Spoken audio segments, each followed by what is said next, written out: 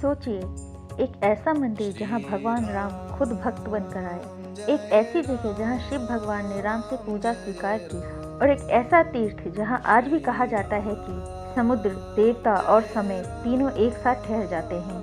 लेकिन सवाल यह है, क्या रामेश्वर मंदिर सिर्फ आस्था का केंद्र है, या फिर यह स्थान रामायण का सबसे बड़ा अधूरा रहस्य छुपाए बैठा है? क्यों यहाँ पूजा से पहले 22 कुंडों में स्नान जरूरी है? क्यों इस मंदिर का गलियारा दुनिया का सबसे लंबा रहस्यमयी कॉरिडोर माना जाता है? और क्यों कहा जाता है कि यहाँ स्थापित शिवलिंग सामान्य नहीं बल्कि स्वयं राम की आत्मा से जुड़ा है? आज का ये वीडियो पूरा देखने के बाद आप रामेश्वर मंदिर को कभी साधारण मंदिर नहीं कह पाएंगे। रामायण का युद्ध समाप्त हो चुका था, लंका जल चुकी थी, रावण मारा जा चुका था, लेकिन जीत के बाद भी भगवान राम के चेहरे पर शांति नहीं थी, क्योंकि रावण केवल एक राक्षस नहीं था, वह महान ब्राह्मण, महान शिव भक्त और असीम विद्या का ज्ञाता था। रावण के वध के बाद राम को लगा कि उन्हें ब्रह्म हत्या का पाप लगा है, और तभी राम ने निर्णय लिया, मैं शिव की शरण में जाऊंगा।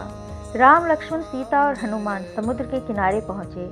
आज का यही स्थान रामेश्वर कहलाता है।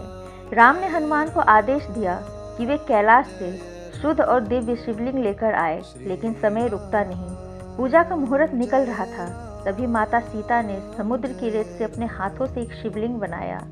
राम ने उसी शिवलिंग की पूजा की। यही शिवलिंग कहलाया रामलिंग। जब हनुमान लौटे और उन्होंने अपना शिवलिंग देखा, तो राम ने आदेश दिया कि दोनों शिवलिंग स्थापित किए जाए, और हनुमान द्वारा लाया गया शिवलिंग कहलाया विश्वलिंग। और आज भी रामेश्वर में 2 शिवलिंग एक साथ पूजे जाते हैं, जो दुनिया में बहुत दुर्लभ है। रामेश्वर मंदिर किसी एक राजा द्वारा नहीं बनाया गया, इसे सदियों में बनाया गया, चोल, पांड्य और सेतुपति राजाओं द्वारा। मंदिर का सबसे बड़ा आकर्षण है इसका विशाल गलियारा, 1200 मीटर से भी लंबा, 1000 से ज़्यादा खंभे, एक सीध में चलते हुए ऐसा लगता है जैसे इसका अंत कभी आएगा ही नहीं। कहा जाता है कि इस गलियारे को इस तरीके से बनाया गया कि चलते चलते मनुष्य का मन धीरे धीरे सांसारिक दुनिया से कट जाए। यह केवल वास्तुकला नहीं बल्कि मानसिक साधना का मार्ग है। रामेश्वर में दर्शन से पहले 22 पवित्र कुंडों में स्नान अनिवार्य माना जाता है। हर कुंड का पानी अलग स्वाद और अलग प्रभाव रखता है, जबकि सभी कुंड एक ही परिसर में स्थित है। वैज्ञानिक आज तक पूरी तरह ये नहीं समझ पाए कि समुद्र के इतने पास होने के बावजूद इन कुंडों का पानी खारा क्यों नहीं है। मान्यता है कि हर कुंड शरीर के एक पाप और एक दोष को धोता है, और अंतिम कुंड के बाद मनुष्य पूजा के योग्य बनता है। अब चलिए हम रामेश्वर मंदिर से जुड़े कुछ रहस्य के बारे में जानते हैं। नंबर 1, शिवलिंग जो आज भी गीला रहता है। रामेश्वर का शिवलिंग सामान्य पत्थर का नहीं माना जाता।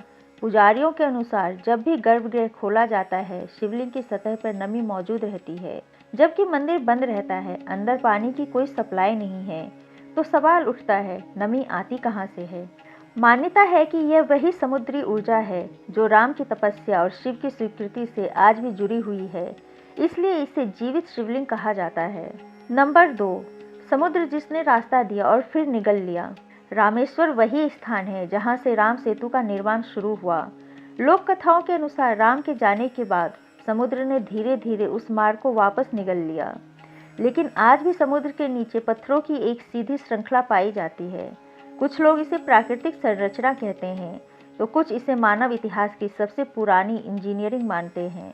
नंबर 3, तैरते हुए पत्थरों का रहस्य। सबसे बड़ा सवाल यही है, क्या पत्थर सच में पानी पर तैर सकते हैं? स्थानीय लोगों के अनुसार राम सेतु के निर्माण के समय पत्थरों पर राम नाम लिखा जाता था, और वही पत्थर पानी में तैरने लगते थे। आज भी रामेश्वर क्षेत्र में कुछ ऐसे पत्थर मिलते हैं जो पानी में डालने पर डूबते नहीं हैं। विज्ञान कहता है कि ये प्यूमिक स्टोन जैसे हो सकते हैं, लेकिन सवाल वही है, ये पत्थर यही क्यों मिलते हैं, और इतनी विशाल संरचना बिना किसी तकनीक के कैसे बनी? इसलिए ये पत्थर आज भी आस्था और विज्ञान के बीच एक जीवित सवाल बने हुए हैं। नंबर 4, मंदिर जहाँ शोर नहीं, मौन है। जहाँ अधिकांश शिव मंदिरों में घंटी बजती है, वहीं रामेश्वर में मौन को महत्व दिया जाता है। मान्यता है कि यहाँ भगवान शिव ध्यान की अवस्था में हैं, और ये वही स्थान है जहाँ राम ने पश्चाताप में तपस्या की थी। नंबर 5, अमावस्या की रात। स्थानीय लोगों के अनुसार अमावस्या की रात मंदिर के आसपास की हवा की दिशा बदल जाती है, समुद्र की आवाज़ अलग तरह से सुनाई देती है, और गलियारों की गूंज सामान्य नहीं लगती। इसलिए पितृदोष शांति के लिए रामेश्वर को अत्यंत प्रभावशाली माना जाता है। नंबर 6, रामेश्वर अंत नहीं शुरुआत है। रामेश्वर यात्रा मोक्ष पर खत्म नहीं होती, यह शुद्धि से शुरू होती है। यह वही स्थान है जहाँ भगवान राम ने झुकना स्वीकार किया, इसलिए इसे आत्मा का प्रारंभिक द्वार कहा जाता है। रामेश्वर मंदिर सिर्फ पत्थरों से बना ढांचा नहीं, यह एक ऐसी जगह है जहाँ भगवान राम ने सिखाया कि ईश्वर भी जब गलती करता है तो वह भी झुकना जानता है। यही इस मंदिर का सबसे बड़ा रहस्य है।